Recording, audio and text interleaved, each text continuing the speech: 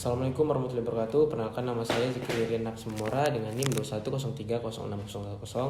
Saya dari kelas peternakan A. Nah, di sini saya akan melaksanakan penjelasan tugas anatomi ovarium dan oviduk, sintesis yolk, sintesis kerabang, dan sintesis albumin dengan Ibu dosen pengampu, Ibu Insinyur Tati Widianasari, SPT MPIPM.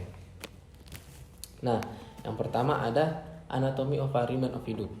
Nah, di ovarium disinilah tempat terjadi pembentukannya sel telur. Nah, kemudian sel telur yang sudah ovulasi akan jatuh dan ditangkap di infunibulum dan disimpan selama 15 menit. Kemudian setelah ke infunibulum masuk ke magnum. Nah, sebelum di magnum ini terdapat persimpangan antara infunibulum dan magnum.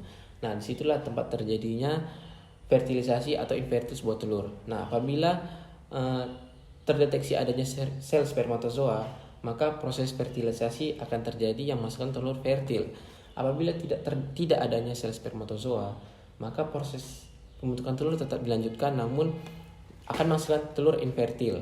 Nah, di magnum ini terjadi sintesis albumin dan kalaza yang memakan waktu kurang lebih 3 jam.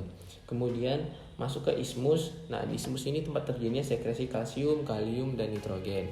Selanjutnya ada uterus. Nah, di uterus inilah tempat proses paling lama, itu 18 sampai 21 jam. Kemudian ada vagina. Nah, di vagina inilah tempat penyimpanan sementara telur yang kemudian akan berakhir dikeluarkan di kloaka. Oke, selanjutnya ada sintesis yolk. Nah, yolk hanya mengandung kurang lebih 50% air, selebihnya adalah protein dan lipid dengan perbandingan 1:2. Diawali dengan kelenjar pituitary yang pituitary akan melepaskan hormon gonadotropin, kemudian akan menembus TK layer. Nah, kemudian akan menghasilkan hormon estrogen. Nah, ini terjadi di nukleus pada hepar atau hati. Nah, hasil dari sintesis pada hati tersebut akan menghasilkan beta lipoprotein dan vitelloginin. Nah, kemudian beta lipoprotein menembus 2 lapisan yang terdiri dari TK layer dan granulosa layer. Nah, kemudian ada bagian vitellogenium yaitu lipofitekin, dan fosfitin yang akan menembus 2 lapisan TK layer yaitu yolk granul. Nah, yang akan menghasilkan yolk. Kemudian ada sintesis albumin. Nah, protein albumin terdiri dari yang pertama ada ovalbumin sebanyak 58%, kemudian ada ovotransferin 13%, ovomucin 11%, ovoglobin 18%, ovoglobulin 8%, lisosim 3,5%, alfa dan beta ovomucin 1,5 sampai 3,0%. Terdapat juga beberapa protein dengan level yang sangat kecil. Nah, yang pertama ada avidin 0,05%, flavoprotein 0,8%, ovomakroglobin 0,5%, ovoinhibitor 0,1 sampai 1,5%. Nah, kemudian ada papan inhibitor sebanyak 0,1%.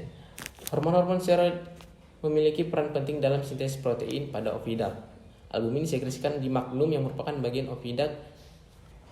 Nah, selanjutnya sintesis albumin terjadi pada magnum. Albumin akan disekresikan dan dikontrol oleh hormon estrogen yang tadi dihasilkan, yang larut dalam lemak. Kemudian molekul estrogen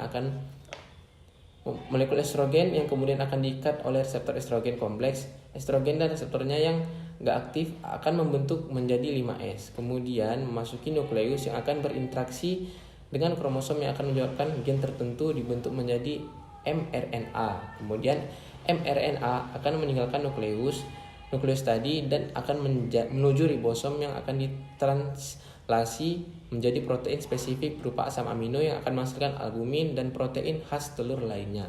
Proses ini berlangsung selama kurang lebih 3 jam. Selanjutnya ada sintesis kerabang.